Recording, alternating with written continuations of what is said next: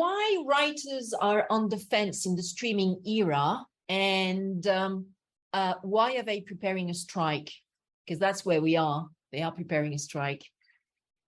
Well, as you know, surely, writers are absolutely essential in the supply chain of creation of enjoyable and diverse content in the movie and TV industries.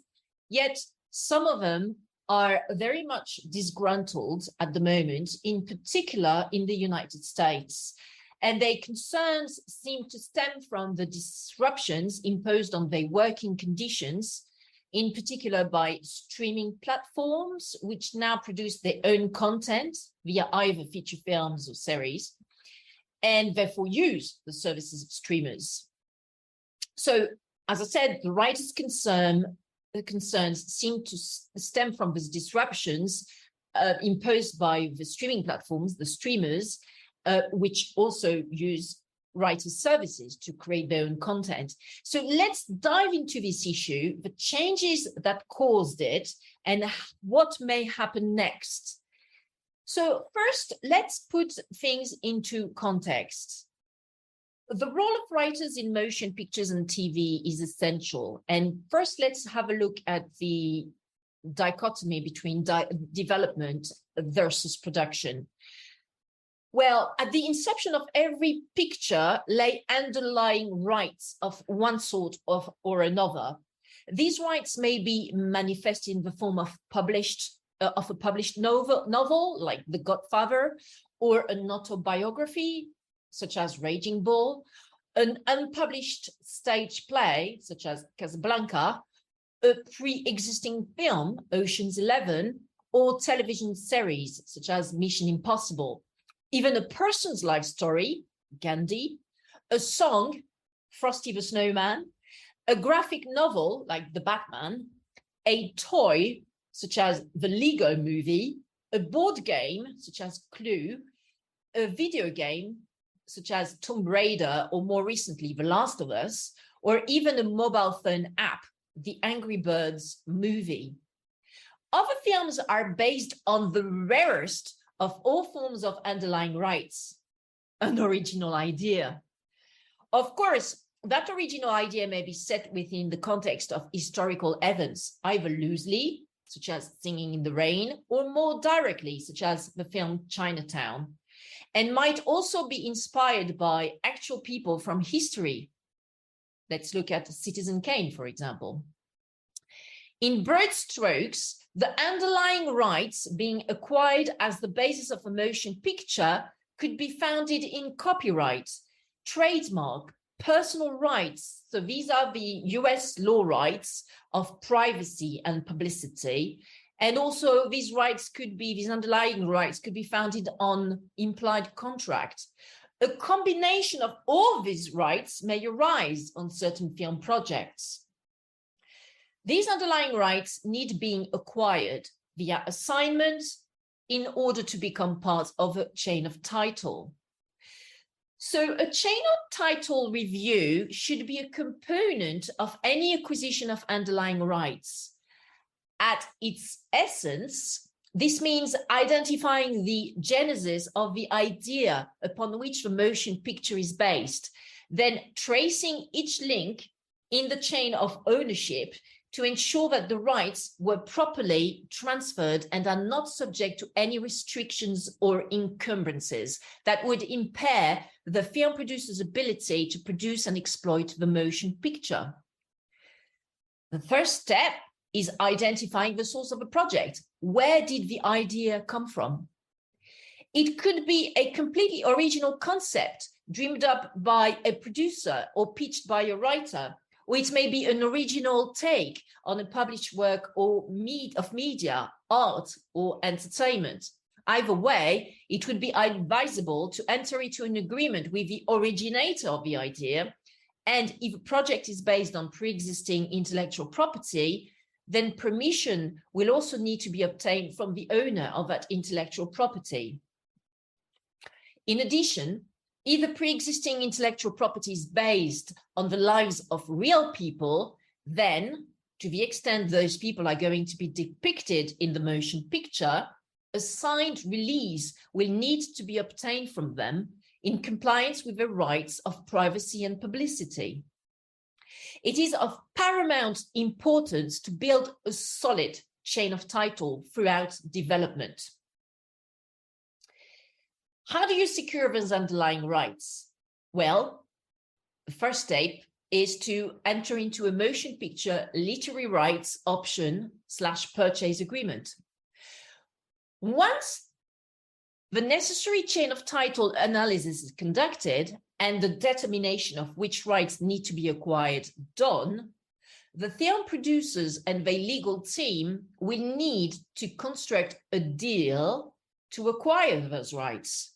The most typical structure is the previously mentioned motion picture literary rights option purchase agreement.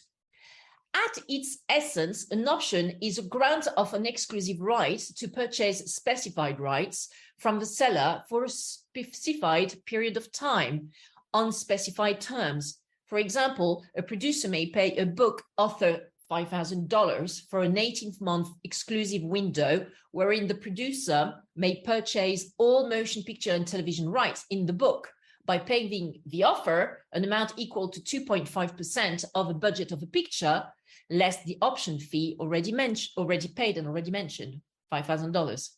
At the time the initial deal is being negotiated, it would be advisable to negotiate for the right to extend the initial option period once or even twice for an additional payment for each such extension. Typically, this extension period would run for an additional 12 to 18 months. So the option and purchase agreement is one of the contracts that can be acquired from authors at the inception of the project during the pre-development stage. At development stage, acquiring the underlying rights and clearing chain of title is merely the beginning of a project's development process. The film producers will next want to create a screenplay that has creative merit and is feasible to produce within the target budget. Typically, the first step will be to hire a writer to create an original screenplay or rewrite the existing screenplay if the underlying material includes a screenplay that the film producer wants to use as a starting point. As with the initial chain of title clearance, it is crucial to ensure that all rights and material generated during development can and will pass to the production. Therefore, anyone who provides services during this development phase, including writers and anyone who is supervising and giving notes to the writers, such as the producers and the directors, should all have signed agreements before they begin providing services. This is extremely important, especially once the project proceeds to production. One of these agreements to keep the chain of title clear is the writer agreement, the core topic of this thought leadership article and live webinar that we are doing now. So what is the motion picture writer agreement? Well, the first question to ask when the film producers are hiring a writer is whether such writer is a member of a Writers Guild of America, WGA. If not, then the production team and the writer are free to negotiate any kind of arrangement they would like. Although the WGA rules, in particular, the WGA minimum fees, often serve as a guide during negotiations, even with a non-guild member. If a production wants to hire a writer who is a WGA member, then they will be required to become a signatory to the WGA minimum basic agreement, the MBA, the minimum basic agreement, and both sides will be governed by WGA rules. While it is possible to hire writers on a weekly basis under WGA rules, it is much more common in the theatrical feature world for writers to be hired on a step basis, where they are paid for each pass of writing they make on a script. The WGA has divided those steps into the following forms: a treatment, a first draft screenplay, a final draft screenplay, rewrite, and polish. The WGA has also set minimum scale amounts that its members must be paid for each of its forms, which varies depending on whether the step is guaranteed or is at the producer's option, and also depending on the budget of a project. Once the production team has determined the number and form of the steps, they want the writer to perform the fixed compensation for each step. So and amount of time given for the writer to complete each step needs to be negotiated. So once they have determined the number of and form of the steps they want the writer to perform, then through this writer's agreement, the fixed determination for each step is determined in the writer's agreement, as well as the amount of time for the writer to complete each one of his steps. In addition to the fixed compensation for each step, the writer will try to negotiate for some kind of bonus based on credit. The typical structure provides for a fixed amount to be paid if the writer receives sole credit on the picture, reducible by all prior amounts paid to the writer.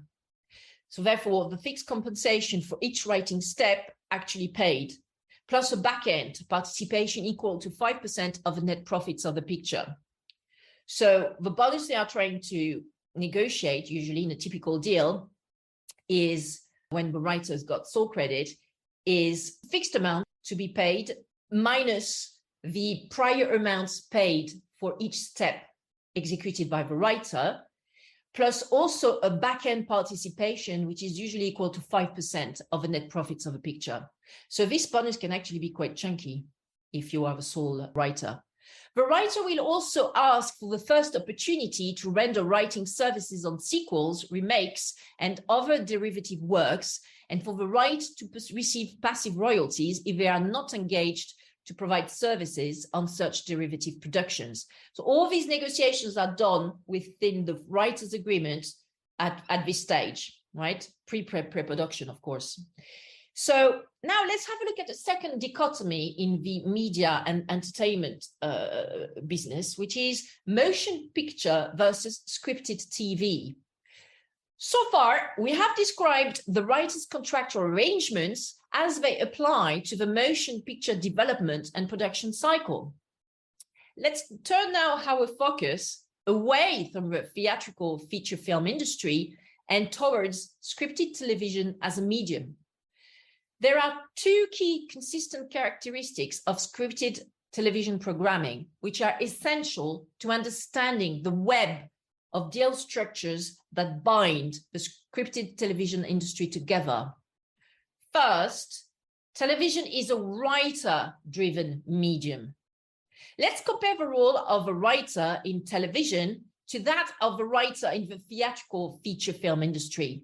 In TV, in the vast majority of cases, the lead creative force behind a series, called a showrunner, is a writer.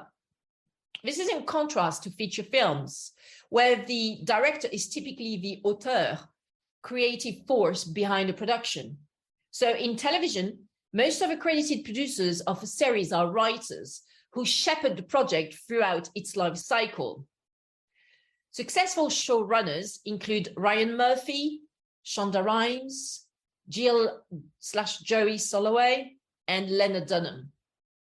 In motion pictures, on the other hand, the writer's role is generally performed entirely during the pre-production phase, and writers have little to no ongoing role in the actual production of a script. In TV, a pilot, and sometimes even a series, is typically greenlit to production on the strength of a pilot script and the reliability of the writers and producers, with actors and directors being hired after the threshold decision to proceed to production has been made. This is also a major difference from feature films, where the attachment of one or more key actors, and typically a director as well, is virtually always the necessary component that pushes a film project from development into production. The dominant role played by writers in the television industry manifests itself in the process and the deals that bring a series to life. Because television is a right-driven medium, the writer-producer agreement is often the most significant deal in the development process. But the staffing writer agreements entered into with each one of the writers and writer-producers, other than the creator, also called showrunner, who will populate the writer's room for the series, are also minutely negotiated in the scripted TV business. Okay, so the whole brainstorming of how the series is going to move forward and proceed and be driven, to its development, through its development and its outcome. This is all being brainstormed in the writers' room, where all the writers are working together to create the script, right, and all the dialogues and the action. Second key differentiation between TV and scripted TV and the motion picture business. TV is a serialized medium. From a production perspective, a successful television series is always an ongoing project, which requires creative and production continuity over a period of years, months, or weeks, as distinct from theatrical feature film, in which cast and crew come together once, usually over a continuous or semi-continuous period of time, to produce a single closed-ended project watched in 1 to 3 hours maximum. Consequently, the deal-making framework of television protects the ability of parties to maintain continuity of production and distribution over a period of weeks, months, or sometimes even years. Now that streamers have successfully entered the space of scripted television by producing more and more of their own series, in particular to meet the mandatory European produced film quotas imposed by the European Union, the likes of Netflix, Apple TV, and Amazon Prime are intensifying competition among studios and networks for the best scripts, stories, talent, and content. Also, streaming companies are moving the tectonic plates of how remuneration of writers work in the film industry, but particularly in the scripted television sector, much to the chagrin of the WGA and its members. So writers were unionized through the Writers Guild of America are now counting on the WGA to pull the strings to improve writers' fate. What is the deadline? The deadline is the 1st of May, where the WGA 2020 Theatrical and TV Minimum Basic Agreement, the MBA I referred to prior, is going to lapse. Okay, so on the 1st of May 2023, the WGA Minimum Basic Agreement will terminate. Every 3 years, the above this MBA, which currently stands at a hefty 755 pages long, right, gets renegotiated and amended by the members of WGA's negotiating committee and the members of the negotiating committee of the Alliance of Motion Pictures and Television Producers, AMPTP, Alliance of Motion Pictures and Television Producers. So they come together, this committee, these negotiating committees, and they work it out, hopefully. They work it out to actually find some new ground to establish the relationships for the next 3 years between writers and producers. The expiry deadline of the 2020 Minimum Basic Agreement, as I mentioned before, is the 1st of May 2023, so this coming Monday, which is round the corner. However, the WGA AMPTP contractual negotiations appear to have stalled. Indeed, the WGA announced a 2-week break in negotiations starting 1st of April 2023.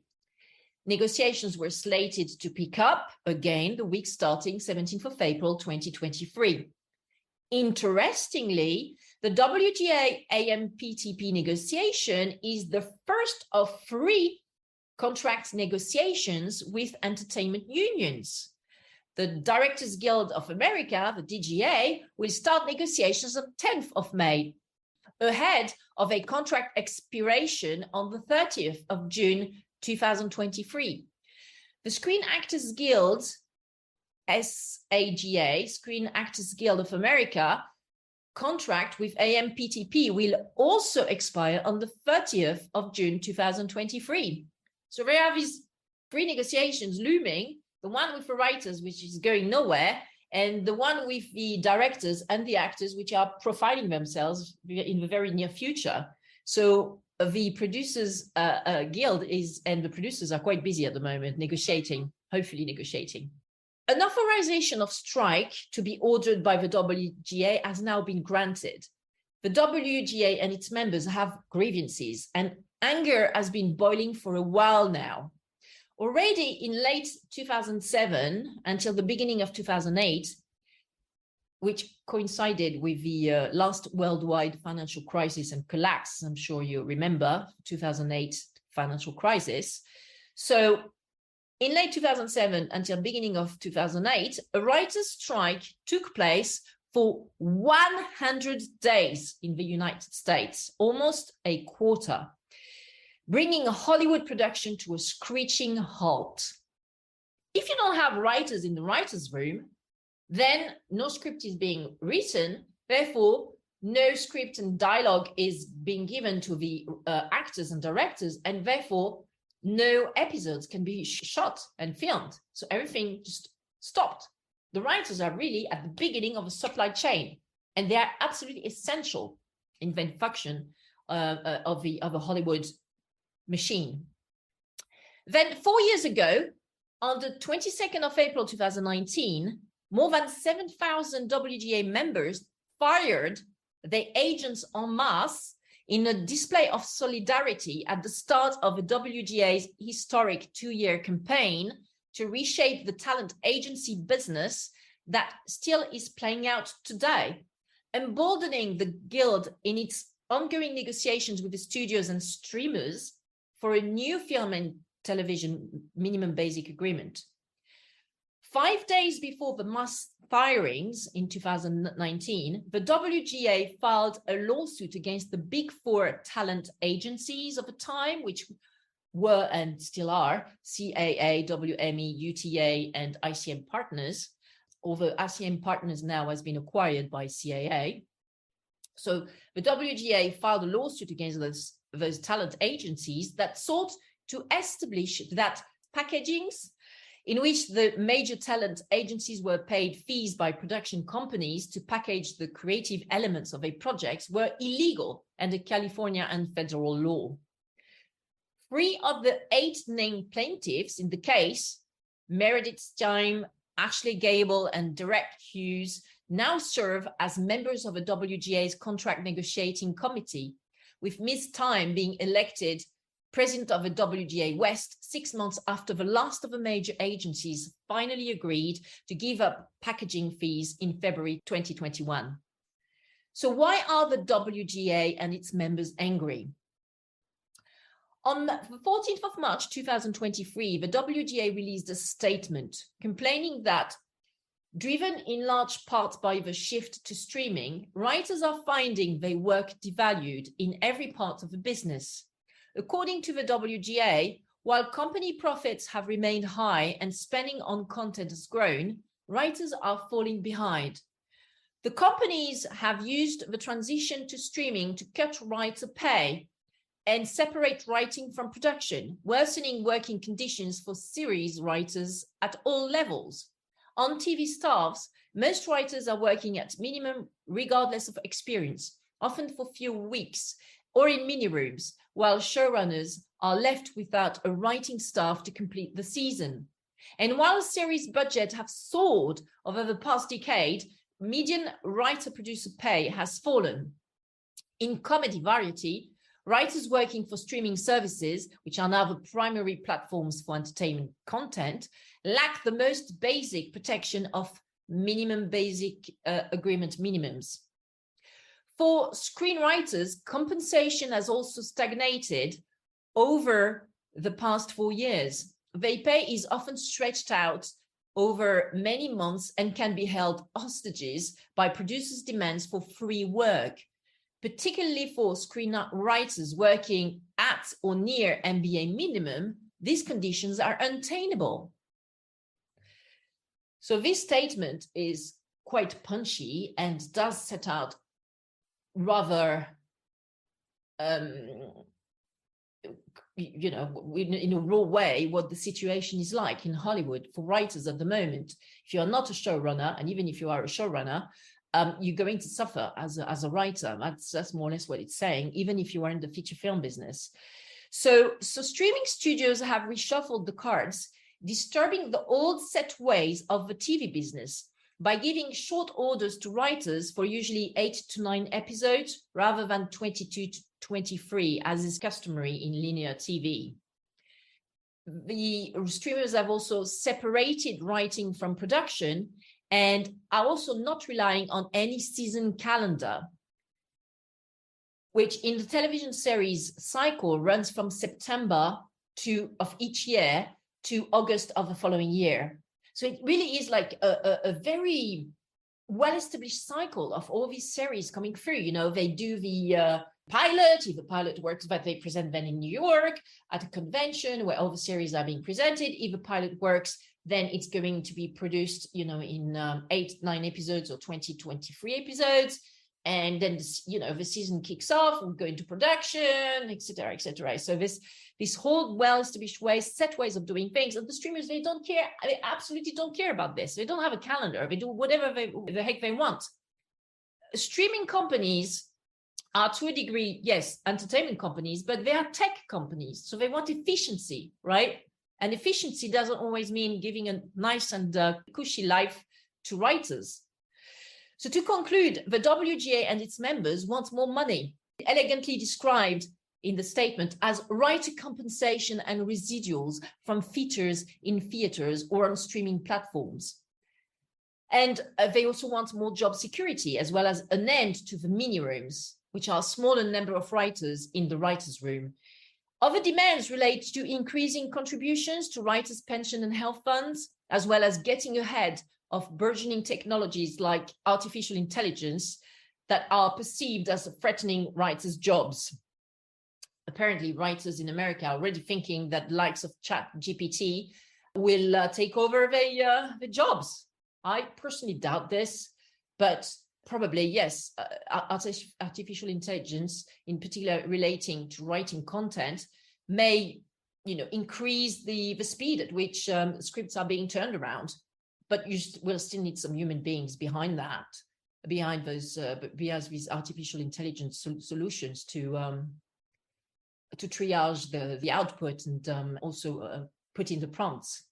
Anyway, on the 17th of April 2023, the results of the WGA strike authorization vote were in, with 9,020, so 97.85% of WGA members voting for such authorization. Therefore, if no deal is in place by the 1st of May 2023, which is looking increasingly likely, there is a very high probability that the WGA will start a strike and all its members with it. So let's watch the space and see whether the writers' ire has a ripple effect on the WGA/AMPTP negotiations with the directors and the SAG-AFTRA/AMPTP upcoming contract negotiations with the actors. Let's watch the space. And also let's watch the space as to how the strike is going to take place. What is going to be allowed for those writers and what is not going to be allowed to do during the strike by those writers who are members of the WGA. So what's happening on the other side of the pond, right? In Europe, where most of our clients are based, in particular in the United Kingdom and France. Well, in the Great Britain, there's a risk of inflammation potentially in the horizon because writers in the UK are not very happy either. The Writers Guild of Great Britain, WGGB, is the trade union representing professional writers in TV, film, theatre, radio, books, comedy, video games, animation, etc. So it is the equivalent of a WGA, but for the United Kingdom. Like the WGA in the US, the WGGB negotiates rates and agreements on behalf of its members. Such rates and agreements cover TV, theatre, and certain areas of theatrical feature films. These national agreements cover key industry bodies, including the BBC, ITV, the National Theatre, the Royal Court, and the Royal Shakespeare Company. The Writers Guild of Great Britain lobbies and campaigns on behalf of writers to ensure their voices are heard in a rapidly changing digital landscape. Therefore, the WGGB swiftly displayed some solidarity towards the WGA and its members in their contracts negotiation efforts, releasing a statement setting out that, I quote here, in line of the WGA's ongoing contract negotiations, including the recent announcement of a strike authorization vote from 11 to 17th of April 2023, the WGGB's Executive Council has supported the following motion. The Writers Guild of Great Britain advises its members not to work on projects within the jurisdiction of the WGA for the duration of a strike. Some commentators are even musing over UK writers following the footpath of their US colleagues and contemplating labor action on their own. However, this is pure speculation at this point in time. What about France and its writers? Well, it's all quite on the Western Front in France. The French are mainly concerned about the fact that a WGA and writer strike may impact indie production and sales at the upcoming 2023 Cannes Film Festival, which will start in 2 or 3 weeks' time. So this is the main concern of the French in relation to the WGA strike, which is upcoming. French writers are represented by the Société des auteurs et compositeurs dramatiques, SACD, and the French being very attached to their rights, privileges, and perks, the SACD is doing a very efficient job to ensure that its members are well protected, well paid via royalties, wages, and residuals, and cannot be bossed around by film producers and showrunners, TV producers. In November 2022, the SACD has even obtained that the French audiovisual authority, ARCOM, which rules all French TV and cable networks, as well as streamers which offer content in France, has a right to check the provision of writers' agreements with their producers in order to assess whether these clauses are compliant with French copyright law. That's nice. A French audiovisual authority can actually ask to get copy of a writer's agreement, which are supposed to be confidential, and double check that they are in compliance with French copyright law and also, I suppose, fair, so to speak. So with French theatrical numbers on demand and up post-COVID, French writers make the most of a protective context in which they evolve, where mandatory EU content quotas for SVOD platforms, imposing that 30% of all content on streaming services must be European-made, guarantee demand for original, homegrown films and series, which most streamers will be unable to fill on their own. So that's it from me this week. Thank you so much for being there during this live webinar. I look forward to seeing you very soon